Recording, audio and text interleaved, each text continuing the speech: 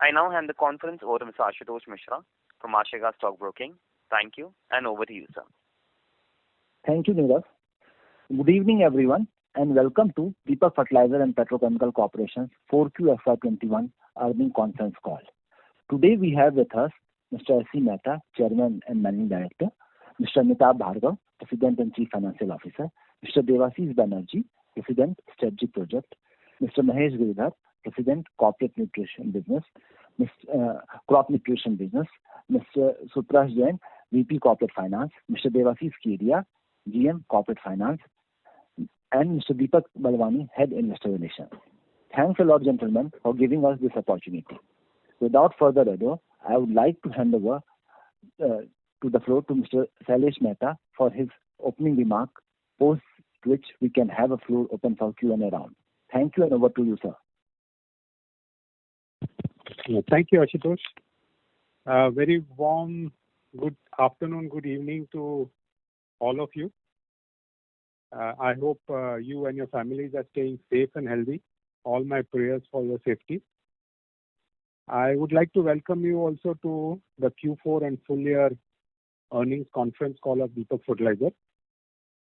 I hope you have all had a chance to look at the financial statement and the earnings presentation uploaded on the exchanges and our website.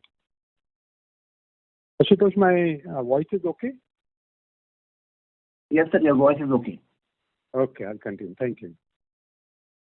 So our performance during the year has indeed been heartening, and in fact, this has indeed been of our financial performance. During the year, we recorded revenue growth of over 24% over the previous year, and our EBITDA doubled, and net profit grew by over 4.5 times compared to FY20. This robust performance was driven by profitable growth in both the chemicals as well as fertilizer business verticals, with chemicals contributing about 80% of our profitability. So in a sense, Deepak Fertilizers is a little bit of a misnomer, with 80% contribution coming from chemicals. Better working capital management and better profitability generated almost 1,248 crore of cash flows. And the net debt, we could also pare it down, reduce it by almost 840 crores during the year.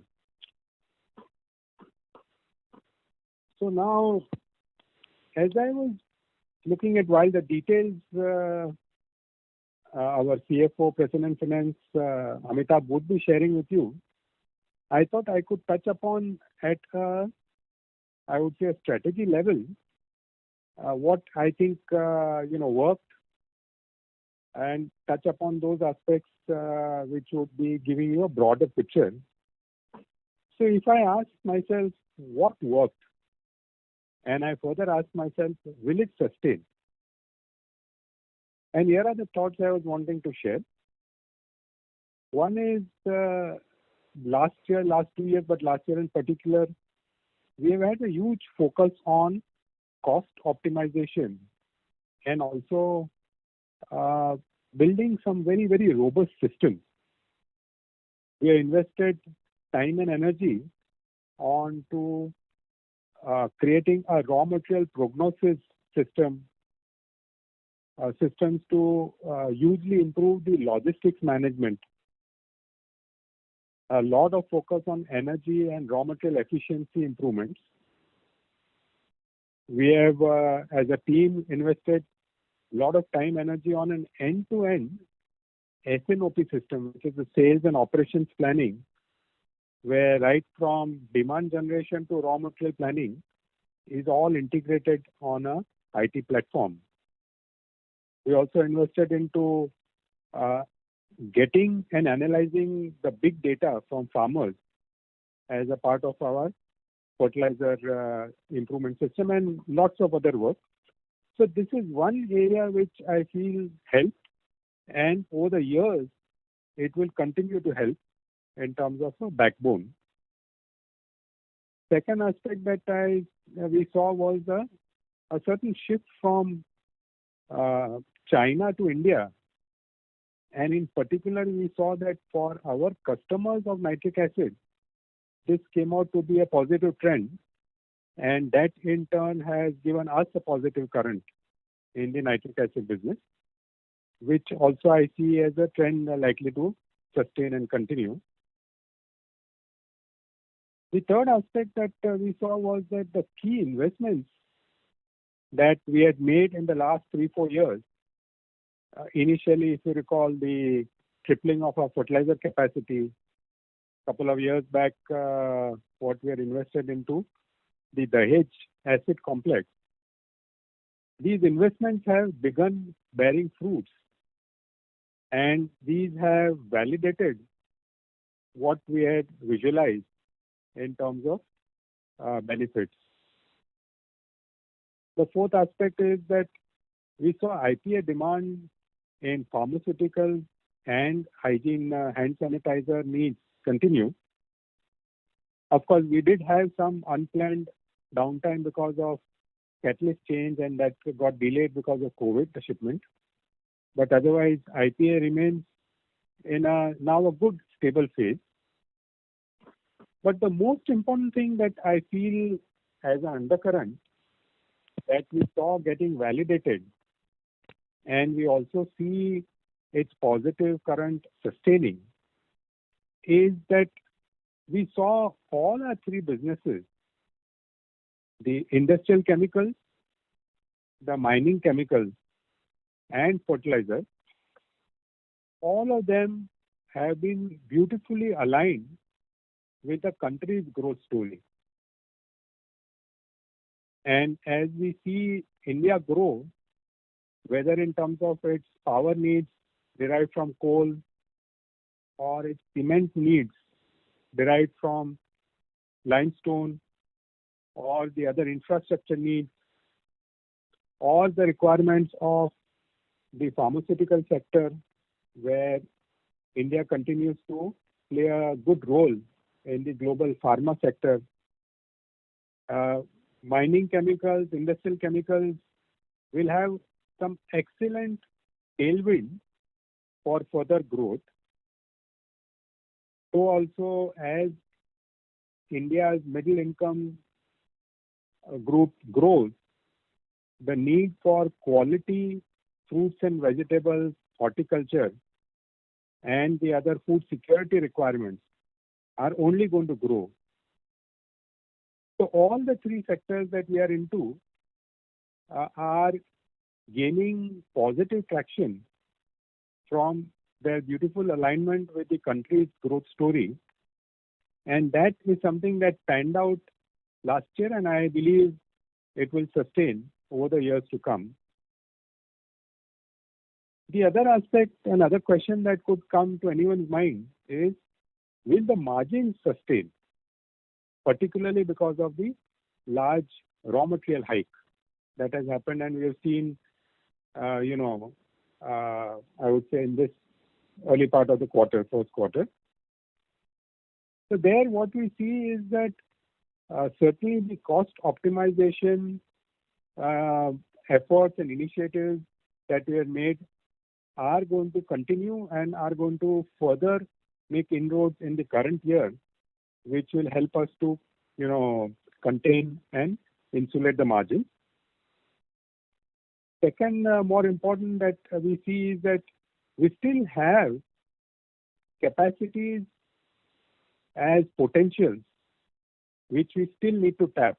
In some of the plants, we have reached maybe 80%, 85%, and we have another 10%, 15% available capacities for upsides. Plus, with a little bit of, I would say, marginal investment by way of debottlenecking, we could further enhance capacity, and that, of course, would help lowering the fixed cost. The third aspect that we are seeing is that demand for our finished products are all good. And with that positive current in the demand, a certain degree of pass-through of the cost is also something that we see quite workable, quite palatable. The fourth aspect that we are looking at when it comes to sustaining the margins, we are seeing that the product differentiation and the segment-based strategy that we have now implemented, not just in fertilizers, but in even TAN and other businesses, is certainly allowing us to somewhere have a good elbow room for premiums. And that is also something that is going to help insulate and sustain the margins.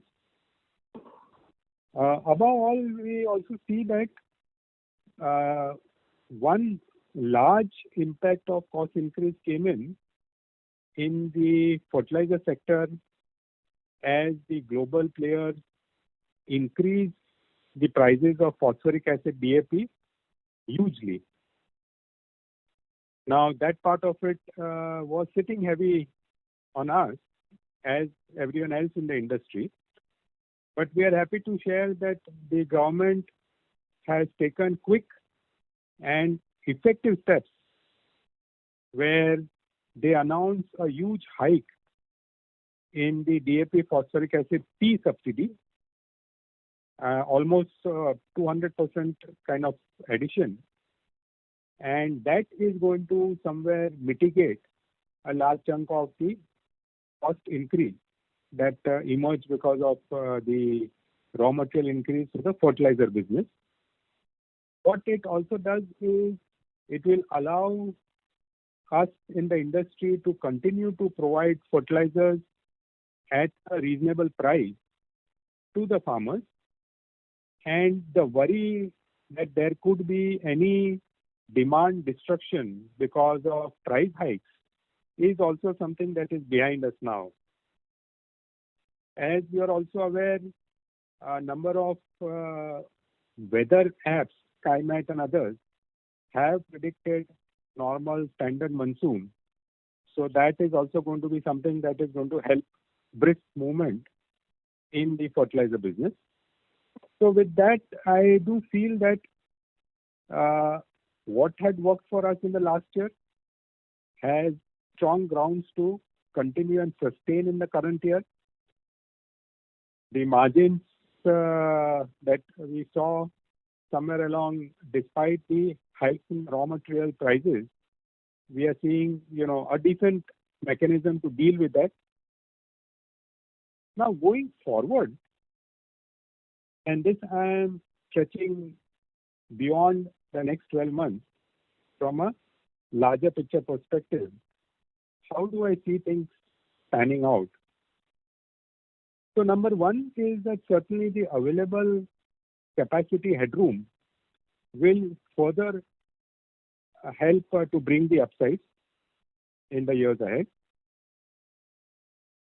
Second aspect that is there is that the balanced, profitable capex plan that we have in mind is going to be hugely leveraging 40 years of our industry knowledge.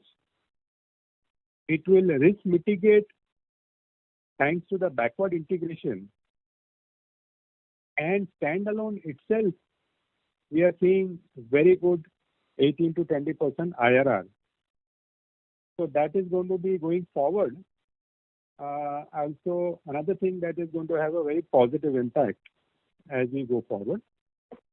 But above all, one aspect that we are seeing which is going to transform and change the very face of the companies and businesses is our strategic drive to move from commodity to specialty, or to change our business model and refocus from product to total solution.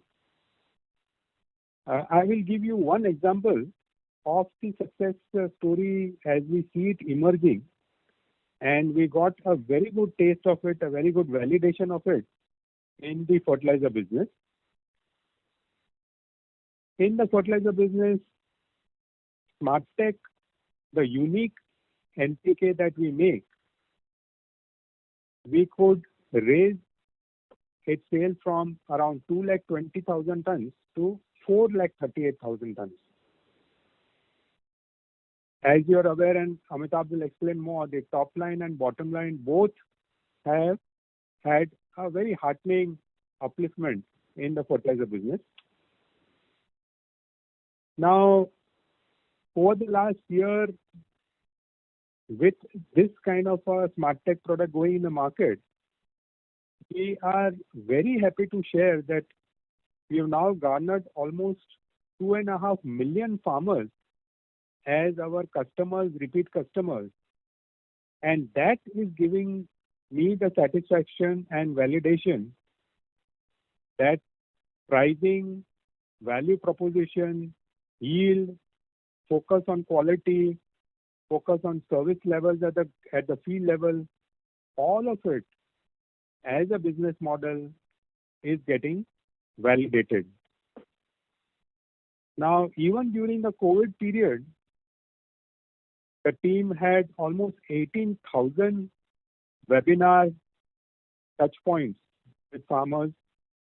We touched almost 10 lakh farmers through social media. Additionally, we are looking at now a pipeline of crop-specific unique products. We have invested heavily now in creating an IP knowledge base, not just on the basis of the applied R&D for the products, but intensively looked at a new organization structure, training, IT tools, big data analytics, and creating a marketplace that appreciates value rather than just focusing on price. Now, this aspect of moving from commodity to specialty or from product to holistic services is going to be something that in the next few years will deepen and widen in all the three segments. And it promises to somewhere change the very face and transform the company from what it is today to what we see emerging in the next few years. So with that positive note and a broad strategy outline, I will now hand over to Amitabh to take you through the details and then, of course, be available for any questions and any clarifications that you may seek. Thank you and take care. Be healthy, be safe. Amitabh? Yes, thank you, Mr. Mehta. Good afternoon, ladies and gentlemen, and thank you for joining the Deepak Fertilizer and Petrochemicals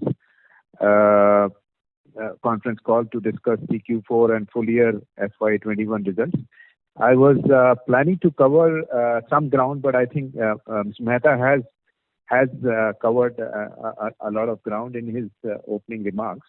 So let me very quickly, I think I'll skip some of my speech and I'll just come back to the fact that during the year, our manufactured chemical business recorded a revenue of 2,657 crores in FY21. And this was an increase of 17.4% compared to FY20. Manufactured IPA recorded growth of 50% to 586 crores. Manufactured assets for the year recorded a revenue of 530 crores, which is an increase of 13.25% compared to last year. And the strong growth in nitric acid business was mainly driven by a substantial increase in demand and resulted in better realization. In addition, the Dahej plant operated at the full capacity during Q4 FY21, which resulted in an increase of CNA sales volume up by almost 51% compared to last year. Manufactured TAN recorded an outstanding quarter, supported by strong demand for low-density ammonium nitrate and AN melt. These are the two TAN products. We achieved highest ever quarterly AN melt volumes during the quarter. The revenue of TAN business was 1,138 crores during the year. In line with the improvement in cement and steel-related sectors in the domestic market in Q4, demand for Elden also improved. The improved domestic demand resulted in a better price realization for AN Melt and HDAN, and the same helped us to record robust profits in TAN business this year, despite lower volumes which were largely impacted in H1 due to lockdown. I think fertilizer aspect Mr. Mehta covered. The other small part that I might mention is that other than our NP and NPK Smart Tech product, Bensulf, which is another product that we have, the sales increased by 27.13% to about 70 crores in FY21, primarily driven by differentiated super fast Bensulf we had launched in Q1 of FY21. So during the year, our IPA plant operated at a capacity utilization of 79%, and both acids and TAN operated at 74%. In the fertilizer segment, NP and NPK plants operated and utilization levels were 73%. Bensulf operated at 51% utilization. And I think that's the point Mr. Mehta was mentioning earlier, that we have sufficient headroom in terms of capacity utilization to help us meet the demand that we are seeing very strong in each one of our segments. So I think we remain confident of continuing our growth trajectory while extending full support to our customers, suppliers, and other valued stakeholders in these testing times. With this, I'm happy to take your questions. Thank you. Thank you very much. We will now begin the question and answer session. Anyone who wishes to ask a question may press star and one on their touchtone telephone. If you wish to remove yourself from the question queue, you may press star and two. Participants are requested to use handsets while asking a question. Ladies and gentlemen, we will wait for a moment while the question queue assembles. Participants, you may press star and one to ask a question. The first question is from the line of Priyank Gupta from Guardian Advisors. Please go ahead. Good afternoon, everyone. Thank you for having me, giving me an opportunity to ask the question. So my question is, the ongoing expansion in both the businesses, the ammonia and TAN, PAN, what kind of top line and bottom line can we expect to be added in FY23 and 24 when they start operations? As I see in investor presentation that they shall be on stream in FY23 and 24 respectively. So in ammonia, it's a 500,000 ton capacity, and by and large we are confident of utilizing these capacities fairly close to 100% right from the beginning, because that's pretty much our own captive requirement is there. Now ammonia, we've seen that in last 10 years, 15 years, we bought ammonia anywhere between $370 to $390 of FOB Middle East, and add to that, it roughly adds about $80 to $90 by the time it lands at our battery Limita plants. So if those prices remain, in fact today's prices are even stronger than those prices, but we are going by what we've seen in last 10, 15 years in terms of the average price of ammonia. So if the prices of ammonia, let's say the history repeats, then we are looking at anywhere between, I would say, $450 to $470, $480 per ton of ammonia price for 500,000 tons. I think you can do that calculation.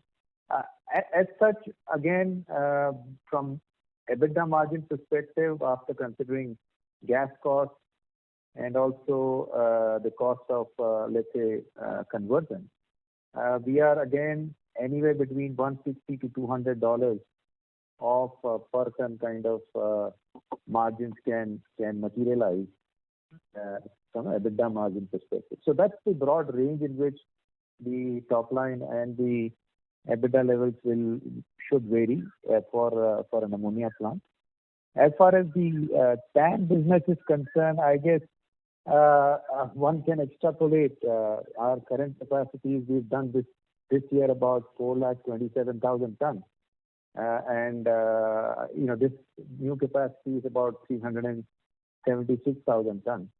So you could maybe apply a ratio in terms of what kind of top line this business would generate.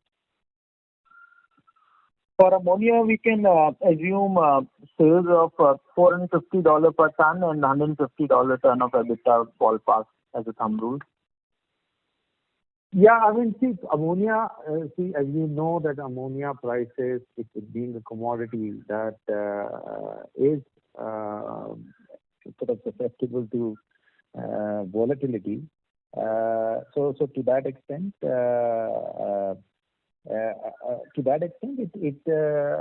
prices we'll have to make certain assumptions based on last 10 years or a 15-year kind of a. The only aspect maybe that I just wanted to clarify that ammonia as such, given that it is going to be used for our own consumption, also it would not add top line to the at a console level.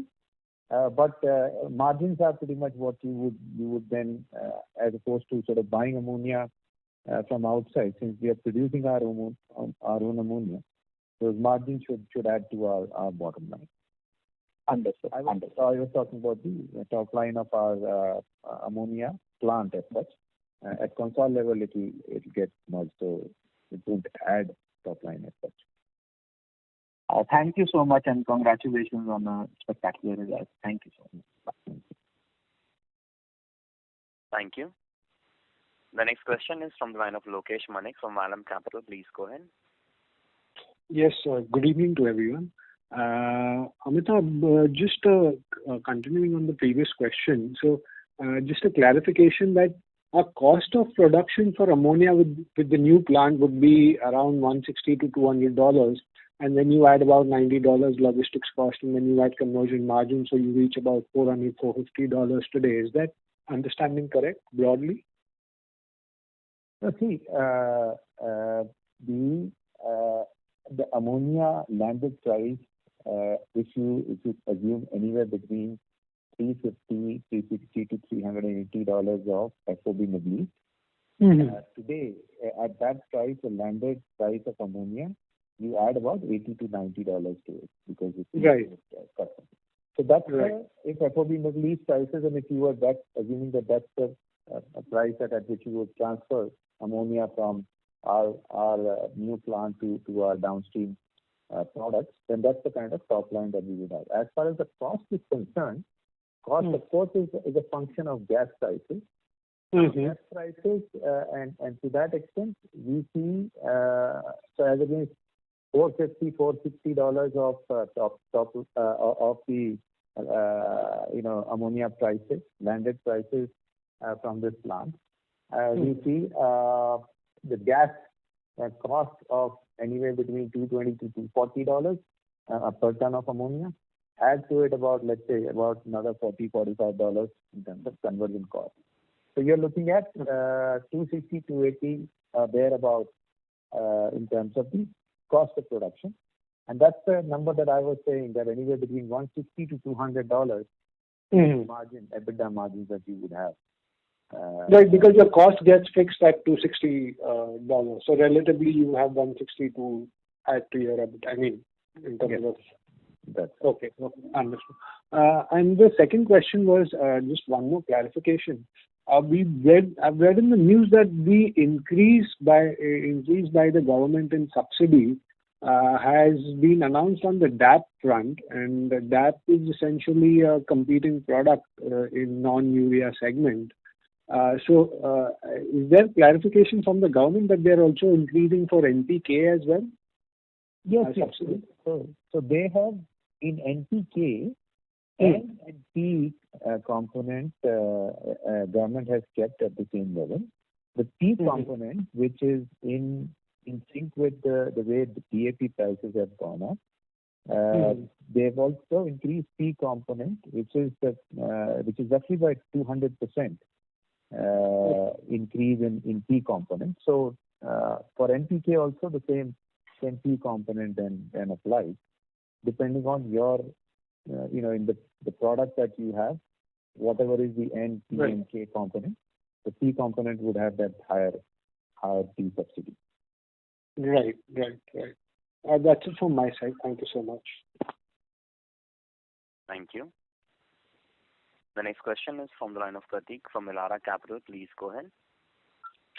Yeah, thank you, sir, and congratulations on a very strong set of numbers. I have firstly a couple of clarifications. In the opening remarks, Mr. Mehta has alluded that we are already at 80% capacity utilization and the demand looks very strong. So just wanted to understand, how much more can our capacity utilization go up from here? He also talked about some debottlenecking that we can do.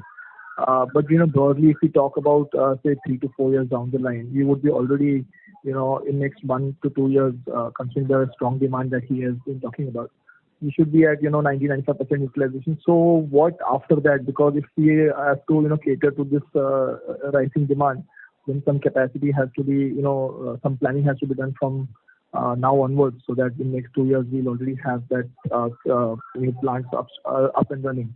So just wanted to understand on the broader thought process on the capacities going forward. So I think if you look at segment by segment, starting with NPK, we are currently at about 70 or 72 odd %. Now this, of course, last year was as low as 46%. We are up to 73%. This is on a 6 lakh ton capacity. So within 6 lakh, we have headroom available of almost 20-25%, almost 27% for that matter. Now in NPK, with a little bit of a debottlenecking, particularly on the raw material storage and on the evacuation side, 6 lakh ton capacity can be increased to 8 lakh ton, because the process plant itself is capable of handling 8 lakh tons. It's the raw material and evacuation that needs to be upgraded. So that's the kind of scope that is there in NPK. In NP, our capacity utilization was about 78%. In the past, we have been ballpark in the range of 70 to 80%, but we've done some work on the plant side, so that would allow us to improve the capacity utilization. So 78%, I would say that over a period of time, we could obviously take it closer to 100%. But that could be a few quarters it might take to do that. TAN capacity this year we've done 88% roughly, and TAN in the past in 18-19, if you see, our capacity utilization was 105%. So we have done 105%, but this year, because the cement plants in Q1 were by and large shut, there were also challenges on the infrastructure side, and we ourselves faced certain challenges from a maintenance perspective. So the overall capacity utilization this year was low, but it can definitely be taken to what we've already achieved in 18-19. And TAN also has certain potential for debottlenecking. We are studying, technical studies are currently under progress to see how much can we do and what would it take to do that. But TAN does have that debottlenecking capacity. Acids, the Taloja acids, again we faced challenges in terms of maintenance. So capacity utilization was low, about 74%. While in the past, not in the immediate past, but earlier we've touched capacities upwards of 85%, 90% thereabouts. So that does have the headroom there. And IP, again, because of maintenance challenges, because of COVID situation, our capacity utilization was 79%, while in the past we've done, last year itself was 86%, previous years was upwards of 90%, closer to 100%. So there is a headroom sitting in the current capacity. And after that, I guess once these capacities are exhausted, our TAN expansion on East Coast is the only one that we currently have in terms of board approved projects. If there is a case for expanding our capacities in acid or IPA, that's something that would be taken up at the right time. But there is no such decision as yet. Sure, sir. Thanks for the detailed explanation. So secondly, on the margin front, in the chemicals, we've probably reported one of the best ever margins, and it's a big jump from what we've seen in the past. So broadly, I mean, you definitely said that we can sustain on this margin. But considering that the raw material prices are going up, how should one look at these margins? From the near-term perspective, maybe next 6 to 8 months.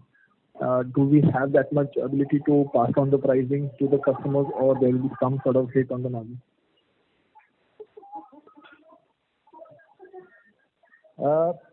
Actually, as far as acid is concerned, we are seeing strong demand, largely coming from, as Mehta was also mentioning, that a lot of the intermediate product supply chains are looking at India, and we are seeing that demand or expansion sort of coming up in our downstream customers, as well as some new players have come in terms of requiring nitration for their downstream chemical production. So that's, as far as acid is concerned, there is that demand, and so long as the demand is strong, one would expect that any increase in the raw material cost would have lot more ability in terms of to pass it on to the customer. Some of our assets, of course, also with long-term customers, we do have arrangements of our raw material pass-through. So to that extent, even that plays a role in passing our raw material prices. Your point was on the chemicals. So other than in IPA, well, in IPA, as much as I think the RGP, that your refinery grade propylene prices have gone up. We've seen to an extent IPA prices have also come up from the bottom that we saw in the last year itself. But IPA prices, it will be fair to assume that IPA margins will not remain to the levels that we saw the last full year, because Q1 was very strong, and that reflected in our full year margin.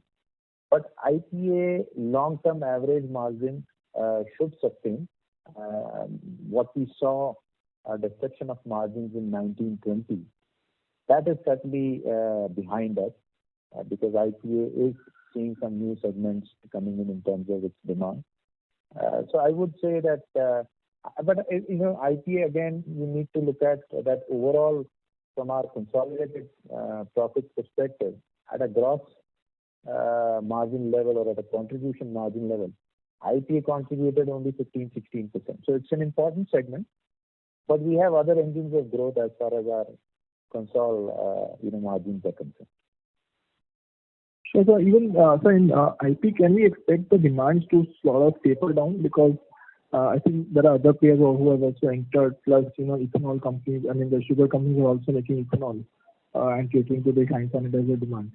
So to that extent, can there be some impact on the demand as well as on the pricing? So the effect of ethanol being one of the ingredients for hand sanitizer has, in some senses, already come into the demand side. So demand from sanitizer segment has by and large stabilized, or whatever ethanol prices were to, or rather ethanol as a component of or one of the ingredient of hand sanitizer is concerned, that part has already matured.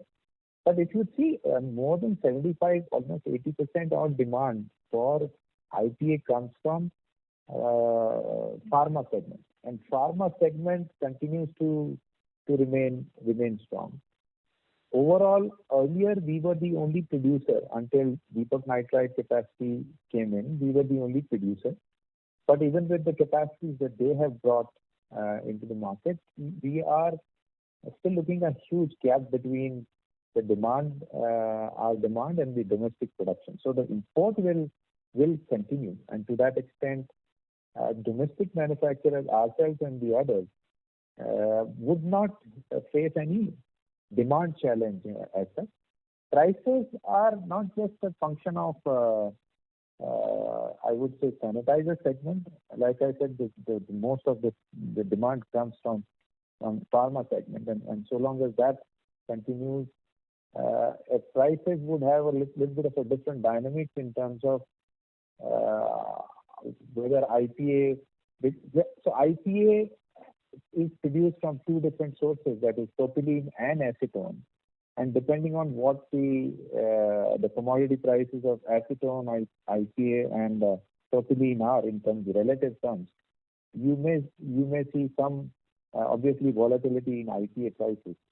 But we are seeing that the long term, and this is the point I was making, that last year's margins may not sustain, but long term average margins that we've seen in this business are definitely something that are here to stay, as we see.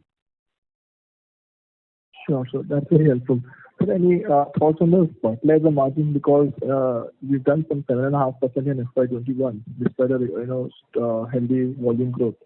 But this again, if we consider that we have branded product like SmartTech, and we have definitely a good market share in Maharashtra, but our other competitors in the industry are doing much better than that in terms of the margins. So what is the driver for margins in fertilizer space? What could be the other, over the next 2 years? So fertilizer segment, our strategy, as Mr. Mehta was also mentioning, our strategy is more in terms of differentiation, which is what is reflected in our volumes that we have seen in NPK. Now, the way margins for us, per ton margins would have two components. One is as the capacity utilization would improve from current 73% to closer to 100%, and even from 6 lakh ton to 8 lakh ton, we would be able to spread our fixed costs over a larger volume. And to that extent, we believe that with capacity utilization, our margins should also improve. Also, what we are seeing is a differentiation that we have brought about in the market. We are also bringing in more products which are crop specific. We are also into non-subsidized segment, that is Bensulf and water soluble fertilizer. We are looking at bringing in products in those segments also, and a combination of all of that should reflect in our margin. So it's not fair for us to compare ourselves with our competition in a sense, because they have a different strategy in the market, maybe volume strategy or whatever is their strategy. But for us, the differentiation is what we are trying to bring, and trying to bring the new products from our stable through our in-house R&D, and that's the basis on which we believe our margins going forward should be better. Sure, sir. I think just lastly, in the opening remarks, Mr. Mehta mentioned that we want to move away from the commodity sort of business and towards specialty, and rather than just providing products, move on the solution sort of business model. So he spoke about the fertilizer space. Can you help us understand on chemicals, especially in something like acids? There are a lot of companies who are using our acid and doing value addition and getting more margins. So is that kind of thing we are also planning to enter into, or maybe in some other chemicals, maybe since we are putting up a big ammonia plant, so can we think of some value added products from ammonia as well going forward? So as of now, there is no such plan has been announced by us. so I wouldn't go in that zone. As far as assets are concerned, what we have tried doing over a period of time is to segment the market, because assets also, depending on the concentration of assets, finds its application in different end user segments. What we've tried to cover through differentiation is to cater to each one of these segments, rather than giving only one or two types of only a concentrated or a dilute nitric acid. We've looked at different concentrations, understanding the requirement of certain segments in terms of their concentration, in terms of their any other feature that they require in acid. So that's the way acid we have done the differentiation. As far as TAN is concerned, within TAN, as you are aware, that there are three different products, that is ammonium nitrate melt, low density ammonium nitrate, and high density ammonium nitrate. Here the low density ammonium nitrate is something that largely the public sector coal had so far not used LDAN. It was restricted to limestone, infrastructure and private coal. But through a lot of that work that we have done with public sector coal mines, we are establishing the value that our LDAN based explosives or LDAN brings it to their overall mining cost. And we are to that extent trying to expand our LDAN segment, also LDAN based explosive segment, and also trying to bring the not just the product but to provide certain services right at the mine mouth to our customers, so that we can give them a better experience of the blasting experience, and that is what he meant when he said that we are on one hand in chemicals we are trying to differentiate or segmentize our products, but also trying to moving away from just product to maybe products plus services. Likewise in IP also we have tried bringing in differentiation to pharma grade IPA and the IPA for other end usage. That's what we are trying to do in each of our products, which allows us to cater to different segments and also be able to give them better product and services and accordingly price those products. Also, that's very helpful. Thank you very much. Pratik, I'll request you to come back in the question queue for a follow-up question. The next question is from the line of Kumar from Systematics Group. Please go ahead. Good afternoon, sir. So just a couple of basic clarification. You mentioned that Bensulf revenue contribution is 70 crores in the crop protection segment. So the remaining 2100 crore would be composed of like what is the breakup across NPA and NPK?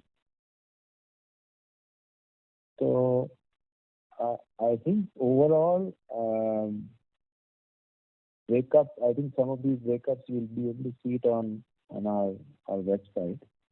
But overall, if you look at, let me briefly try to give you a breakup. I think in CNB, your question is about Bensulf and NP and NPK. So 20 crores. Oh, you're talking about the quarter, the full year number. Full year number. Would you have the full year number breakup in terms of the Bensulf and NP and NPK? I will share shortly. Okay. If you move to the next question, I'll come back to you on that. So would it be fair to assume that this 2100 crores that NP and NPK is there, so that is totally subsidy-based revenue for us? No, the Bensulf would not be. To an extent, we have some water-soluble fertilizers that would also not be.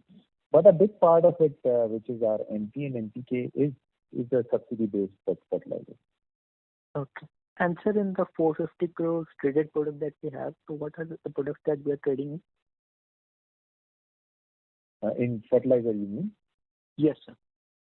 So fertilizer, we are typically, when we trade, we look at our customers' requirements. Sometimes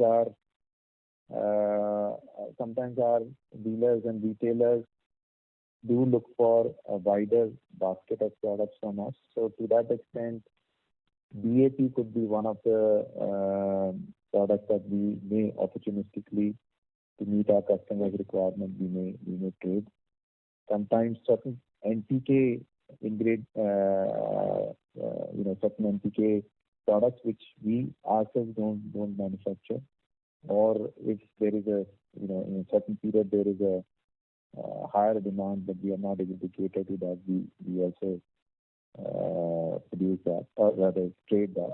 And then of course we also trade into water soluble fertilizers and certain specialty fertilizers which are with different micronutrients. So those are the other fertilizers that we trade into. Okay. And sir, in the chemical segment, so we have around 1140 crores of TAN, 530 crores of ACID, and 586 crores IPA. So the remaining about 400 crores is coming from which products?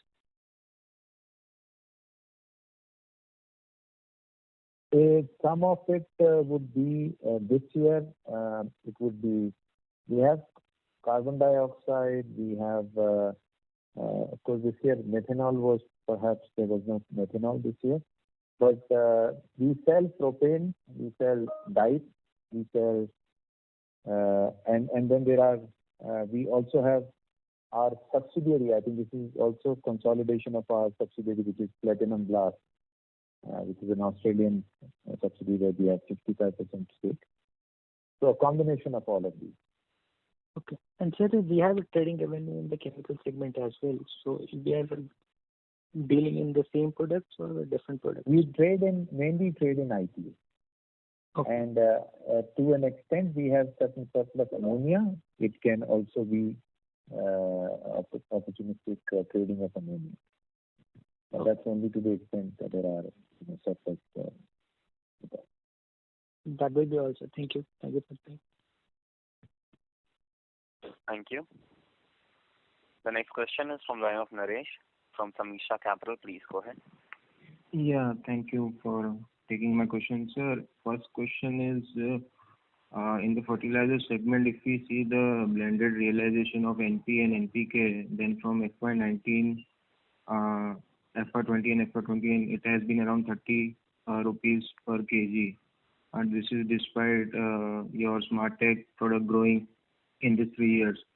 So why has our realization stayed at the same level despite you mentioned that it is a premium product and the realizations have also helped you grow your top line and margins as well. So that was the first. And second, what was your requirement for ammonia for FY20 and FY21 in terms of quantity? I wanted to know. So your first question is that why was our realization low in terms of the bulk fertilizer? Not low. Question was that it has remained at around 30 rupees despite your SmartTech product growing from FY19 to FY20 and then in FY21. So why the realization has not increased in line with the premium product which we sold? So this premium product, first of all, when we say premium product, our prices are better than the prices, to an extent better than the prices of a same grade NPK product by competition. But between NP and NPK prices, the prices can first of all can vary depending on the raw material prices and the subsidy on NPK that is given by the government. So as such, by certain component or certain product, the share of NPK going up into our overall product basket, it is not necessary that the prices also have to, or the realization has to commensurately go up. Also, what is the source of your, where have you picked up the 30 rupees per ton number? I'm not clear. No, so I am just adding the revenues of NP and NPK and dividing it by the volumes of NP and NPK which you have reported. So that is how I have calculated. So my colleague Mahesh is there. He is President Fertilizer. Mahesh, would you like to take this question? Yeah, sure. Thank you, Amitabh, and thanks for your question. So I think if you are looking into only simply by dividing value by the quantity, rupee per ton per kg, I think there is in the data you will find that the prices keep changing. So raw material prices keep changing. As the raw material price change, the base price also will change. So you will not able to get the right reflection based on that on the let's say apple to apple comparison can't happen, because as you know that last year in the Q1 the phosphate price was $6 or $7 per ton. Now it is $9.98 per ton. So with respect to same volume, the amount will significantly change. However, coming back to your main question of what's happening to our margins, I think that is reflected in our improvement of segment results, which is moving up to 7.1% now, from previous quite significantly low.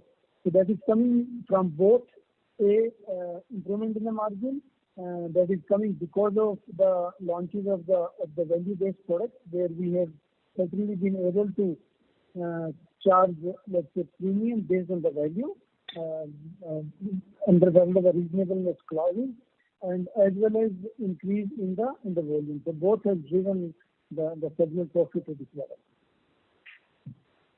Okay. And on the ammonia quantity, how much was your requirement for FY20 and FY21? Deepak, would you like to take that question? So basically for quarter 4, the ammonia production instantly was roughly about 21,000, whereas the consumption was 1,10,000. Similarly, if we look for the full year for FY21, then the ammonia production internally we did roughly about 86,000, although the consumption was roughly about 3,87,000. Okay, thank you. Thank you. The next question is from the line of Sachin Kasera from Swan Investments. Please go ahead. Good afternoon. I had 2-3 questions. Regarding the capex. So your presentation has given the number of capex for the ammonia. If you could share with us, other than ammonia, the capex for the TAN as well as the other divisions, what is the capex you're planning to incur for 22 and 23? So we have, as far as TAN is concerned, we are still in the process of getting our statutory approval, land acquisition, and the other basic on-the-ground project development that is progressing. At this stage, we don't have a definitive plan. It also depends on when we would start these capex. As far as other than that, we don't have any other capex planned. We, of course, there's the regular maintenance capex that happens in the plant is the only other capex that we plan. What is the total spend approximately going to be for the TAN plant as and when we do it? That's what I said. See, unless we have a clear understanding of one is we have land to be acquired, so the construction cost would depend on the site. Also, we are we need to obviously we have detailed engineering etc. that we would do with the help of our engineering consultant, and once they do the tendering from various contractors, that's when we would have a sense of what the broad numbers are going to be like. Sure. My second question was on the leverage. So this year we have done a great job of repaying almost 800 crores of debt and bringing on the net debt below 2,000 crores. But as we spend close to around 2,800 crores on the ammonia facility in the next 2 years, how do you see your balance sheet and debt equity, and how do you have any plans in terms of raising some other resources so that you can keep the debt equity or the leverage under control, or you would be comfortable in terms of it going up further? See, one is as much as we would take debt for ammonia, we have roughly 240 to 250 crores of debt repayment that happens every year. So simultaneously, we would also have the debt, which is the current debt, which is there, which would get amortized.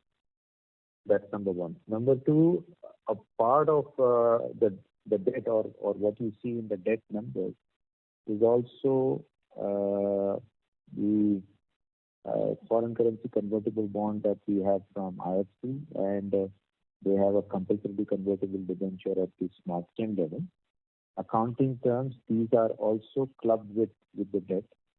But CCD obviously is being a compulsory convertible debenture. After 6 to 7 years, that will convert it into equity. Likewise, FCCG, depending on the conversion price and the option exercised by IFC, may also there is a strong possibility of it getting converted into equity. So that's as far as the way debt itself would move, even if nothing changes. But on top of it, obviously with the capex ammonia, we would add debt. The second aspect is that if you see this year we've done almost 1,250 odd crores of net cash accruals. Now, while I'm not going into the area of making any sort of future prognosis, but all the discussions we had in terms of sustainability of our business and the capacity utilizations that are sitting with us, it does give one a sense of what kind of internal cash generation is possible. So even after incurring those costs or adding that debt, we have the ability to generate cash internally. That's one. Number two, we have non-core assets, in form of a land in the heart of Pune. Also, we have a subsidiary in Australia where we have 65% stake. These are, in some sense, these are non-core to our core business of industrial chemical, mining chemical, and fertilizer. And these have the value which, based on different estimates, upwards of 700 to 800 crores. So at the right time, we also have the ability to unlock this capital and use it for these projects or for repayment of debt. So those are the other means of generating internal cash. But we are obviously mindful that we don't want the leverage ratios to go out of the prudent norms, and that's what we will try to do. So this 700 to 800 crores that you mentioned, ballpark, will 2 to 2.5 years be a fair time frame to estimate in terms of unlocking these 700 crores of non-core assets, or it could take even much longer? It could be even earlier. Okay, because I was thinking that since we have almost 20 crores of capex lying the next 2 years in ammonia, we may try and do it before that. It could be even earlier, yes. Okay. And so no plan as of now of raising any QIP or equity or rights issue, nothing like that? Board hasn't taken any call. As and when they do, we will inform the investors. Okay. Just coming on this TAN thing, sir, since this heavy capex of ammonia in the next 2 years, will we also look in terms of, maybe deferring it by 12 to 18 months till the time the ammonia capex is done and we more? No, there is no such plan. We would be completing this in the next 24 months. That's the plan we have. Okay. Thank you. The next question is from the line of Nishit Shah from Equirus Capital. Please go ahead. Good evening, sir, and congratulations on super set of numbers. Sir, most of my questions are answered. One thing I wanted to understand is what is the impact of this second wave for us in terms of demand and in terms of pricing for our industrial chemical segment? Well, as of now, as far as our own plant operations are concerned, we are much better prepared in the second wave. As far as our customers are concerned, there could definitely be disruptions at their end. But so far we are seeing IPA, acid and TAN, and as you would see in the last quarter's numbers, we are seeing those the demand from each of these three segments remaining strong. In fact, what I had mentioned earlier, and Mr. Mehta also alluded to that, is that with a lot of these intermediate chemical supply chain showing interest in Indian manufacturing facilities, we are seeing not just the potential expansion from our key customers, but some of the new customers have come up in the nitric acid segment. So we do see that there is in fact going to be a shortage of nitric acid in foreseeable future, and the prices should also reflect that demand supply situation. Okay. So my second question is, I wanted to understand the current prices of phosphoric acid and ammonia. And what is our take? Will we be able to achieve our 8 to 9% margins back this year? So phosphoric acid prices are $998 to a ton. Ammonia prices are hovering between $450 to $480 per ton FOB Middle East, and you can add to that the other components as far as our landed price is concerned. So these are the prices. Now, as we discussed earlier, that as far as the phosphoric acid prices are concerned, government has almost tripled the subsidy, so 2% increase in fee subsidy, which in a way provides a huge relief to the industry as much as to us in terms of taking over a substantial part of increase in fee.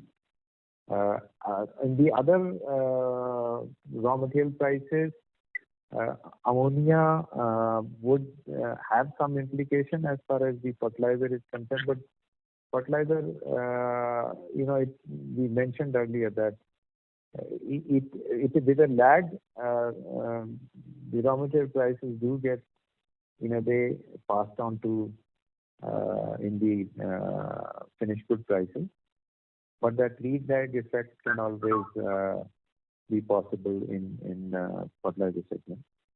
In other segments, we are seeing also the counter forces in a sense. The whole demand supply situation in acid, for example, would we believe that it would have the ability to take or absorb the increase in ammonia cost. Likewise, a part of our segment in acid has cost plus kind of pricing mechanism. And TAN, as much as the ammonia prices have gone up, the TAN prices have also gone up to reflect that. So I guess in each one of these, the strong demand on the finished good product side seems to have the ability to absorb these raw material prices. The lead or lag effect could always be there in certain quantities. Thank you. Nishit, I'll request you to come back in the question queue. The next question is from the line of Nikhil Gara from Abakkus Asset Managers. Please go ahead. Hi, sir. Thanks for the opportunity. So my first question is sort of relating to the nitric acid market. If you could give some qualitative aspects as to how the market is, how is the market size, and since we are seeing such strong demand, is there any element of imports that also we can see in the market? So a lot of these numbers, and I'm mindful of the time shortage, a lot of these numbers you would find in our corporate presentation in terms of the demand supply situation. As such, to your last part of your question, nitric acid generally is not amenable to huge import because of it being corrosive, and it requires different specialized metallurgy to transport through tankers. So generally speaking, the domestic demand is met by domestic production. There is a very little import that takes place. And so just on the competitive aspect in nitric acid, apart from us, is there any larger domestic player who operates in this market?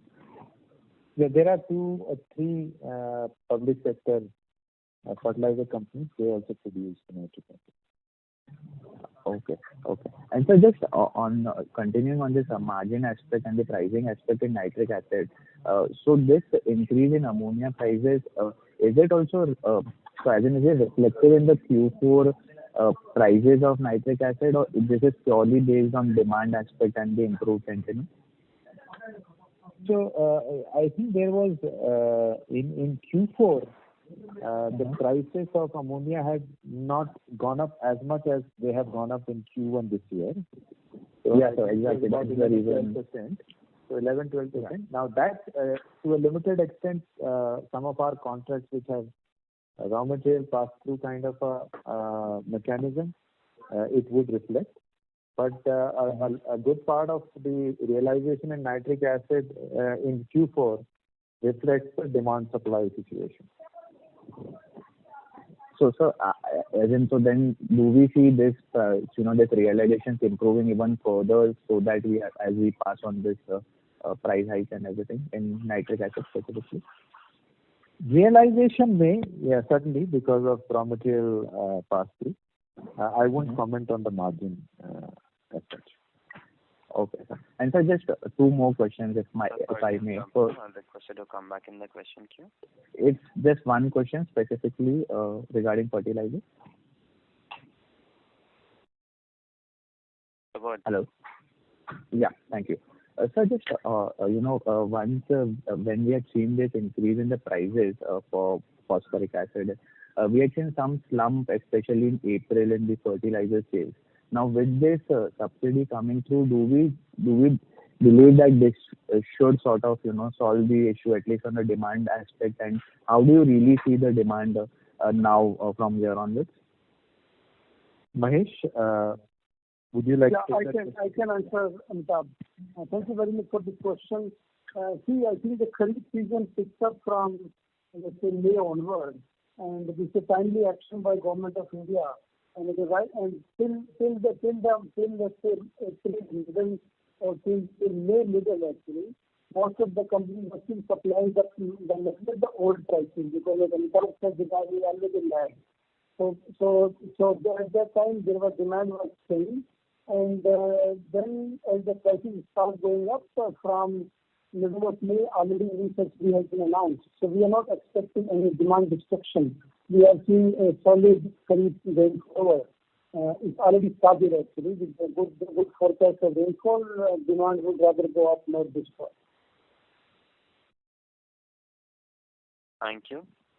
Ladies and gentlemen, we'll take one last question from the line of Neil Parekh from Tamora Investment Managers. Please go ahead. Sir, thank you for the opportunity. I had one question on the IPA front. So as you mentioned that even realizations are sort of are stable right now. But initially we had a plan of an expansion of about 1 lakh metric tons. So I think we are not going ahead with the capex plan there. No, we are not. Okay. And so just actually I missed the opening commentary. If you can just share the value numbers, the revenue numbers from the IPA front. IPA and acid, the Q4 revenue. Deepak, would you like to take that question, please?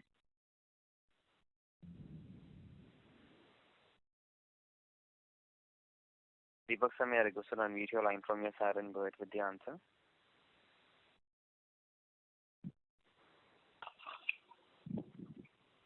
Deepak sir, we are unable to hear you. May I request you to unmute your line from your side?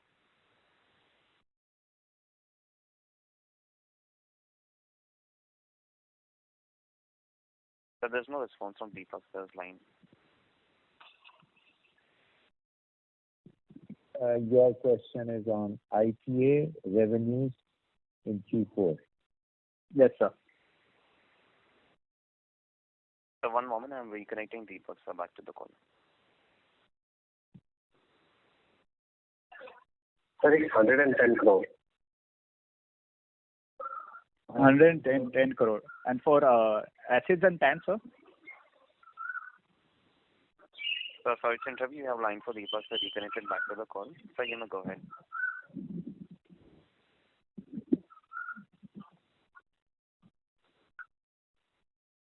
Hello. Deepak sir?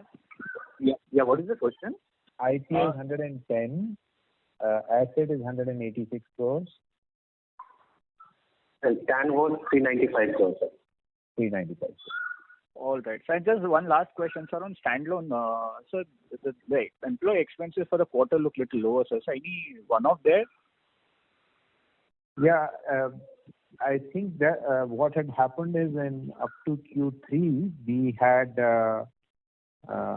we had made certain assumptions on management remuneration, post which we got shareholders approval. So that was trued up in Q3. But by Q4, we've actually management remuneration has been lower than what we had anticipated. So Q4 numbers, or what you see in Q4 standalone, is in a way lower, and it doesn't it's not an apple-to-apple comparison with previous quarter. All right, sir. Thank you. Thank you very much. Ladies and gentlemen, that will be the last question for today. I will now hand the conference over to Mr. Amitabh sir for closing comments. Well, gentlemen, thank you so much for joining the call. It was a record year for us, and we hope to be able to continue our performance going forward. So I wish all of you a safe and healthy period going ahead. Please take care, and thank you very much for joining. Thank you very much. On behalf of Ashton Broking Limited, that concludes this conference. Thank you for joining us. You may now disconnect your lines. Thank you.